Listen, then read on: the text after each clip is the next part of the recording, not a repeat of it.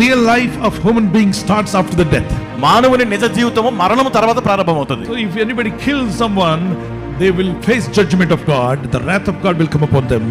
But the person who was killed because of his faith, his spirit reached the paradise and being with the Lord. ఒకవేళ ఎవరైనా విశ్వాసమును బట్టి ఒక వ్యక్తిని చంపినట్లయితే చంపినటువంటి వ్యక్తి పైన దేవుని ఉగ్రత కోపము శిక్ష వస్తుంది. చంపబడినటువంటి వ్యక్తి తన యొక్క ఆత్మ దేవుని సన్నిధికి దేవుని రాజ్యానికి చేరుతుంది. క్రైస్తవుడికి మరణం అంటే భయం లేదు, పిరికి పందులు కాదు. Jesus was crucified on the cross. యేసు ప్రభువు సిలువ వేయబడ్డారు. He brought deliverance to mankind. మానవాళికి విడుదల తీసుకొచ్చారు. Forgiveness to mankind. మానవాళికి క్షమాపణ ఇచ్చారు. And his disciples, ఆయన శిష్యులు, they died for truth. వారు సత్యము కొరకు ప్రాణం పెట్టారు. Killed for truth. సత్యము కొరకు వారు చంపబడ్డారు. But God is watching. అయితే దేవుడు గమనిస్తున్నాడు. Nobody can escape God's judgment. దేవుడు చూస్తున్నాడు. దేవుని తీర్పు నుండి ఎవరు తప్పించుకోలేరు. Every killer has to face the judgment. ప్రతి హంతకుడు చంపిన ప్రతి ఒక్కరు కూడా తీర్పులో నిలబడాలి.